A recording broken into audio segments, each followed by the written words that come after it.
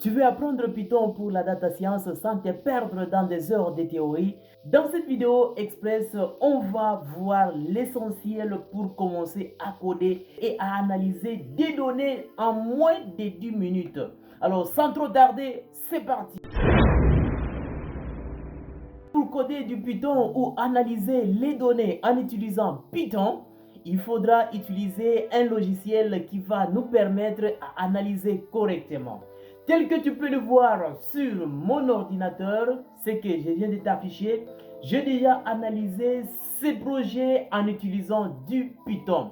Toi aussi, tu peux le faire en un clin d'œil sans pourtant trop se poser des questions.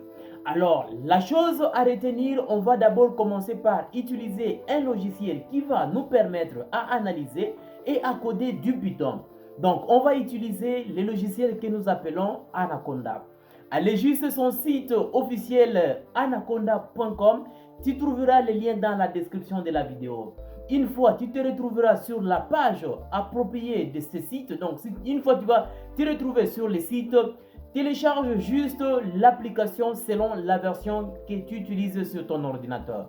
Ça peut être Mac ou bien ça peut être Windows. Donc, télécharge selon la version de ton ordinateur.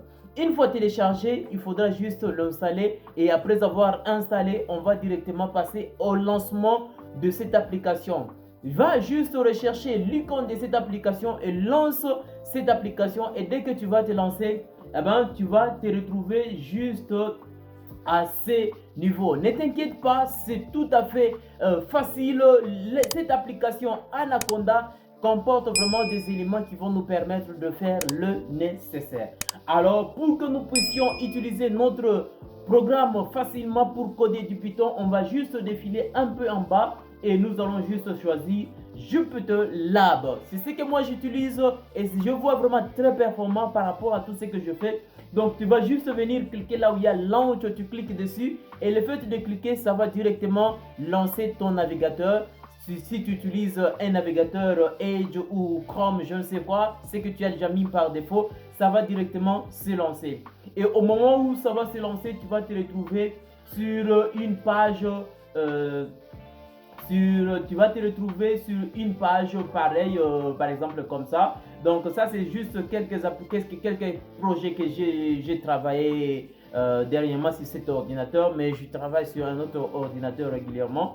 Donc dès que tu te retrouves à ce niveau, pour toi ça peut paraître encore nouveau, ne t'inquiète pas. La chose à faire, c'est juste venir cliquer, tu peux juste cliquer ici New Launch pour commencer avec un nouveau projet. Tu vas te retrouver avec une représentation pareille et on peut juste cliquer là où il y a Python Conda, donc on clique tout juste là et nous nous retrouvons à cette page qui se trouve tout juste là.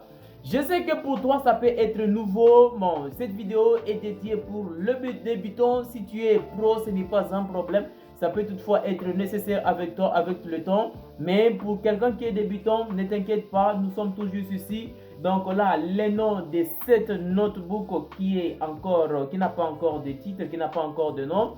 Comme nous nous retrouvons à cet endroit, ce qu'on va faire, c'est de pouvoir coder quelques codes pour que nous essayions maintenant de comprendre comment fonctionne Python, pour comprendre maintenant à coder, commencer déjà à coder. Donc je vais juste prendre quelques exemples faciles. L'utilité ici en rapport avec Python, c'est de savoir une variable, savoir quelques boucles for et savoir la fonction, comment fonctionne la fonction, ainsi de suite. Donc ici, pour quelqu'un qui a fait par exemple la programmation en informatique, pour lui le développement des applications c'est tout à fait facile pour lui. Donc admettons je mets par exemple le nom, je vais juste expliquer le code. Ici nom, quand vous voyez nom, c'est une variable qui contient le nom Alice. Donc quand on parle d'une variable, ce qui varie, ça peut prendre n'importe comment. Je prends juste les gobelets. Si vous avez un gobelet, dans un gobelet vous pouvez mettre de l'eau à boire, dans un gobelet vous pouvez mettre autre chose pour boire. Donc il y a vraiment des critères. Quand il s'agit de parler d'une variable, c'est quelque chose qui contient des informations qui peut être variées. Donc ici cette variable a juste ici le nom. Vous voyez par exemple pour le nom Alice ici, c'est une variable qui contient le caractère, mais par contre avec âge, c'est une variable qui contient des numériques. Donc vous voyez ici 20. Vous voyez ici note qui contient une liste d'informations. Vous voyez par exemple il y a 20, 25, 30. Ici for note, on veut défiler, on veut essayer un peu de parcourir les informations se trouvant dans notre liste qui se trouve ici note. Donc donc c'est une boucle qui nous permet de faire une itération pour parvenir à trouver les informations que nous avons dans notre note. Donc ça fait une itération. Donc note c'est une note donc c'est juste une variable que je viens de créer pour permettre d'accompagner notre boucle for. Ici dans note, on va aller, vous voyez ici, il y a une note pour aller récupérer les informations se trouvant dans notre liste notes. C'est ce qui se trouve là. Donc si par exemple j'essaie un peu de défiler, de cliquer dessus, vous voyez ici, nous avons 20, nous avons 25, nous avons 30. On vient de récupérer les informations se trouvant dans notre liste qui se trouve tout juste ici.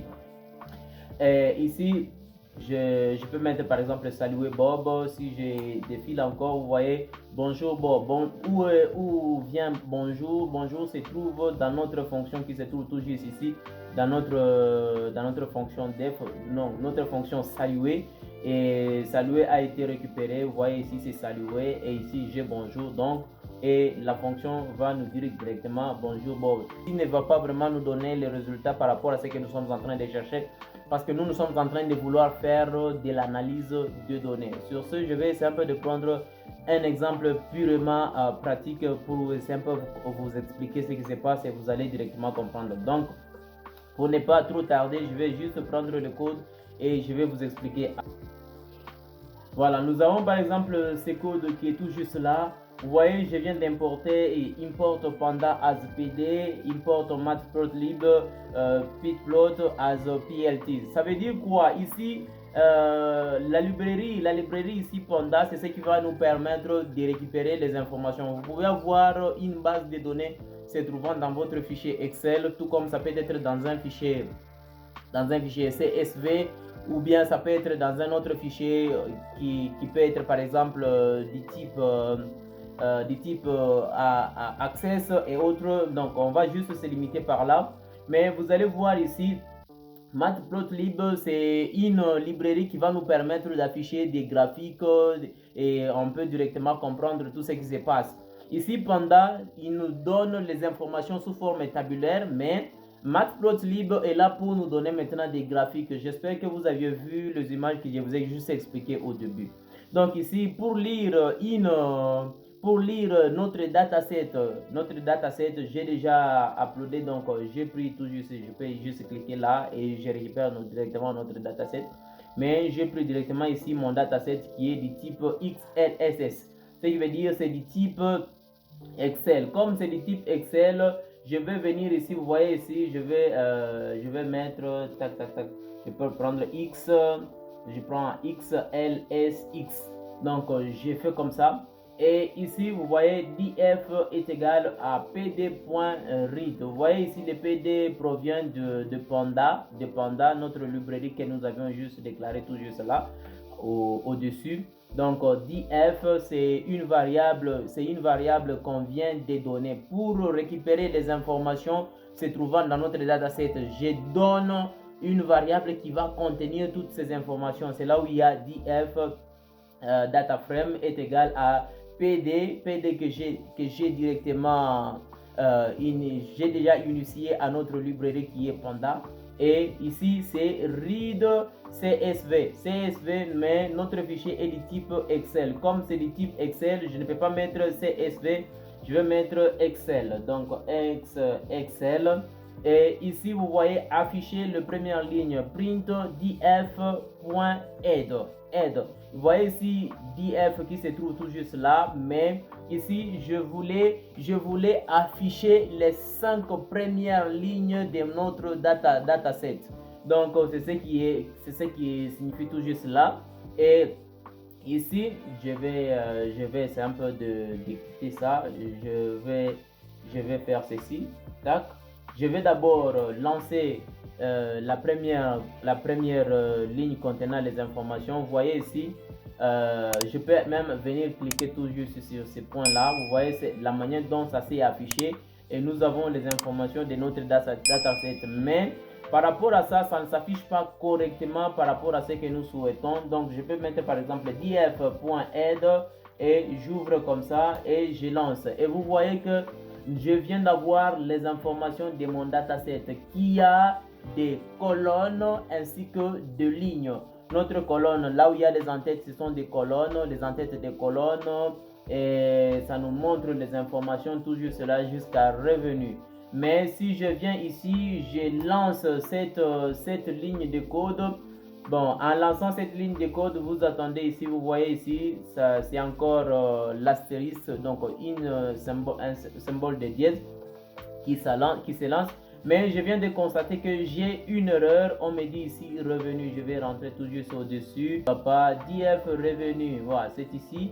Je vais juste mettre R au majuscule et j'ajoute un E par rapport à l'orthographe de mon revenu. C'est pourquoi ça a affiché, ça a donné des erreurs. Et dès que j'ai déjà lancé, vous voyez la manière dont ça vient de se présenter. Je vois les informations par rapport à mon dataset, tout ce qui concerne en rapport avec revenu, et je peux directement voir les informations, les revenus jusqu'à 1000 par rapport à tout ce qui se passe.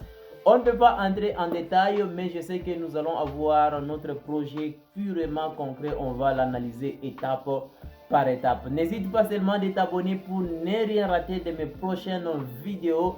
Bien sûr que nous sommes au début, alors il est important qu'on commence à évoluer au fur et à mesure et ensemble. Donc les gars, vous avez compris par rapport à ces différents codes pour afficher notre dataset sous forme tabulaire et et afficher en termes de graphiques. Maintenant que vous avez vu cette information, vous connaissez déjà vous connaissez déjà le base Python pour la data science. Prochaine étape, je vous ai dit, nous allons analyser un projet concret et vous allez comprendre comment est-ce qu'il faudra le faire. Les gars, si le contenu vous a plu, n'oubliez pas de vous abonner, de liker, de partager à d'autres personnes pour ne rien rater et évoluer ensemble en rapport avec la programmation Python en data science et comment est-ce qu'on va analyser le projet en Python ou bien en d'autres choses. On parlera avec les choses prochainement.